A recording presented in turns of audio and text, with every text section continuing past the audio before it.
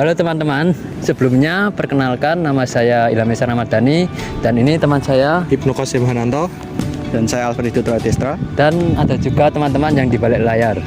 Nah, pada kesempatan kali ini saya dan teman-teman saya mau mewawancarai salah satu seorang yang berprofesi sebagai tour guide di Pura Mangkunagaran ini. Yuk ikuti kami, let's go.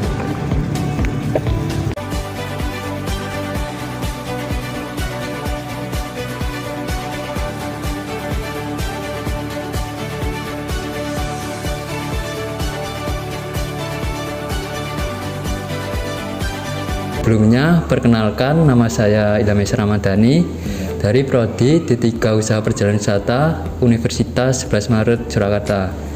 Nah, jadi gini Pak, saya kan dapat tugas dari dosen saya mengenai etika komunikasi di dunia kerja.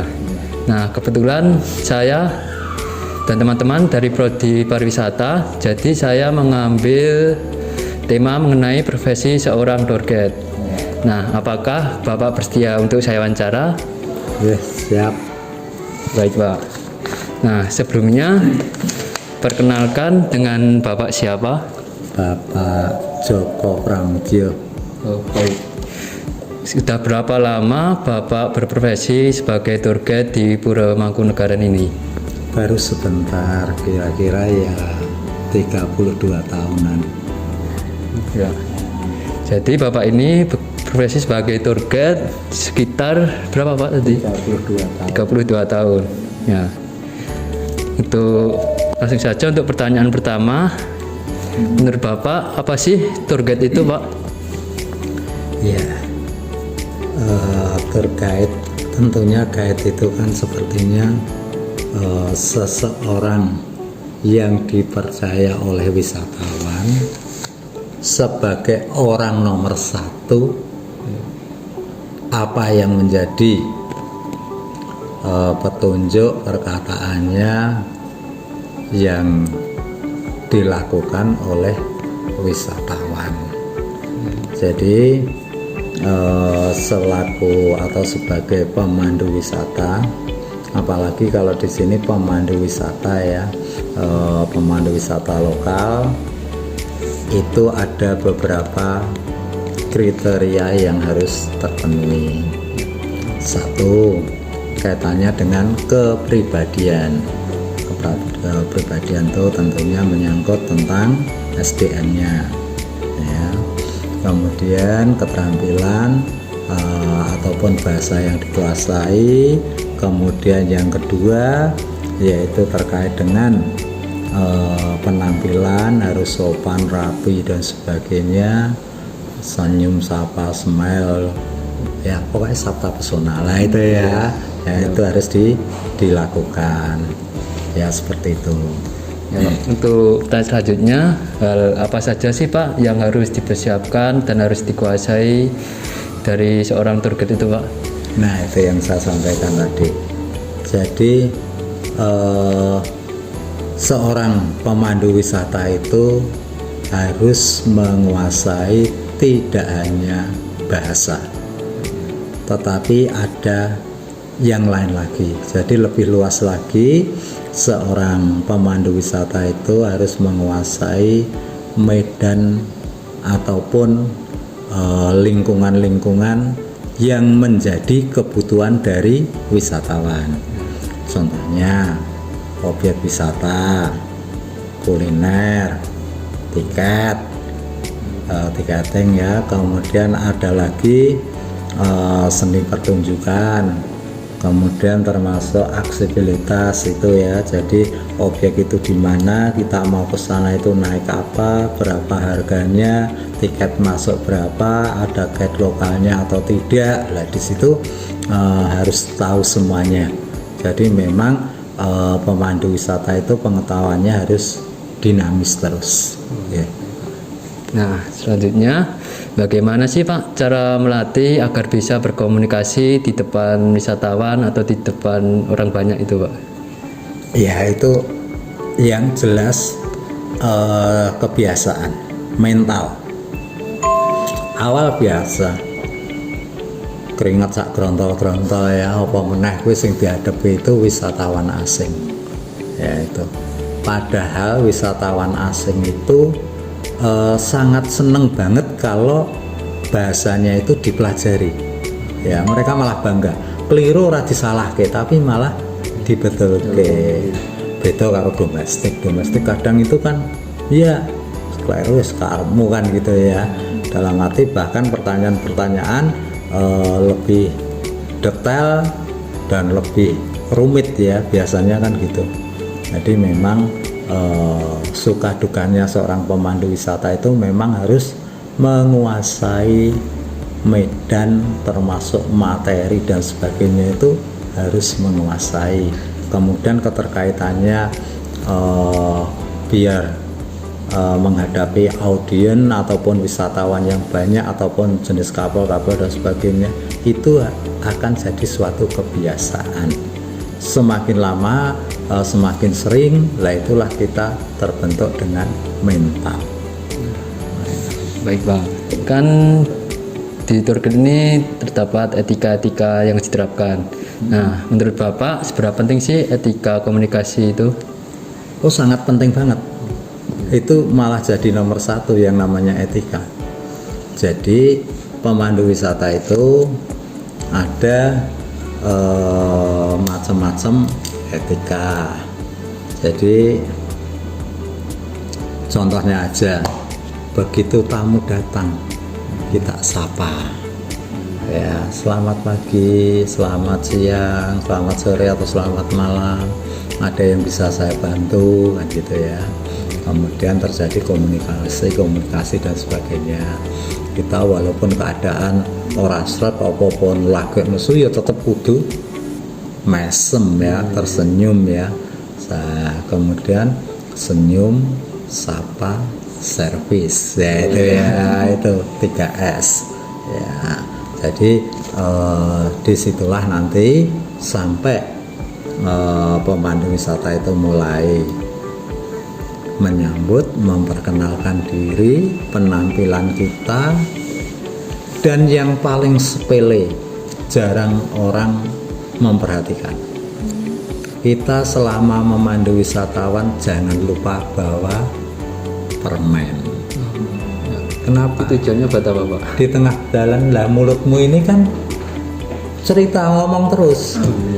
Wah, baunya karena itu ya. Kemudian juga parfum ya itu ya. Karena kadang walaupun kita nggak menyadari ya, keringat kita itu berbau untuk orang lain ya itu ya. Apalagi wisatawan seperti itu kan sensitif banget. Kalau etika-etika yang lain sudah umum ya, harus pakaian rapi, punya wawasan yang luas, kemudian ya kita harus sapa, kita handle, kemudian dalam perjalanan kita berikan juga kesempatan untuk dialog, saling tanya jawab. Kemudian yang paling penting etika, kita harus mengetahui karakter dari tamu. Jangan langsung begitu, where do you come from, nah gitu kan ya langsung kok ngendi kan gitu ya, kasar kan ya. Begitu ngobrol-ngobrol kayak cerita lah baru disisipi seperti gitu ya. Jadi etika memang itu sangat-sangat mempengaruhi sekali. Dan penampilan, nek kowe etikane sugal-ugalan kan ya ora mungkin anu kan, tamu nggak akan respect ya, seperti itu. Baik Pak, kan di Pura Mangkunagaran ini terdapat sebuah aturan atau norma atau etika. Nah, apa saja sih Pak etika atau norma atau aturan yang diterapkan di wisata Pura Mangkunagaran ini Pak? Ya, kalau tata tertib untuk wisatawan sebenarnya itu tujuannya itu terkait dengan pemeliharaan dari bangunan itu sendiri. Jadi kalau aturan yang pertama, kalau kita masuk pendopo ageng harus lepas sepatu, alas kaki. Nah itu dengan tujuan karena apa? Lantai marmernya itu kan lantai yang import. Kalau mau cari gantinya kan sulit, kalau ada pun juga mahal kan itu kan. Jadi juga sudah termasuk barang-barang cagar budaya. Jadi ada sama-sama kita memberikan solusi, pengunjung bisa menikmati tanpa merusak bangunan yang ada salah satu contohnya.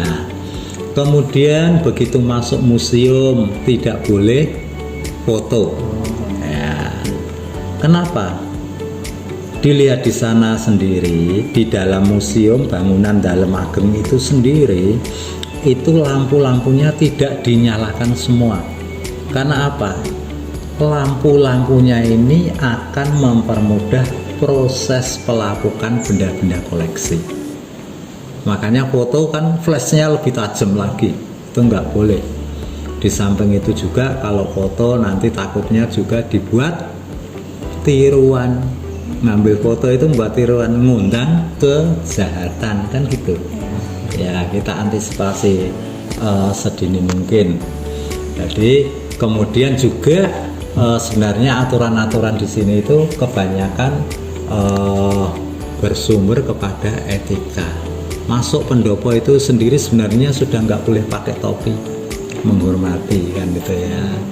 Kemudian ya seperti yang lain-lain, ada rambu-rambunya, nggak boleh foto, nggak boleh ini dan sebagainya, ada private area. Karena apa? Sebenarnya barang-barang yang di dalam itu kita sebut museum itu adalah koleksi-koleksi istana ya. Jadi sebenarnya bukan museum, koleksi ya, itu ya. Tapi orang lebih populer, lebih mengerti dan lebih memahami kalau itu museum kan di situ. Padahal kalau museum bisa kita lihat dari sini, bangunan pendopo itu pun sudah masuk museum kan gitu ya. Jadi di sini yang bisa dinikmati itu di samping bangunan-bangunan, benda-benda koleksi, kemudian kalau pas kebetulan ada bentuk tarian, karawitan, kemudian budaya-budaya yang lain. Nah itu, jadi ini masih hidup ya, masih tradisi itu masih dijalankan. Oke. Baik Pak.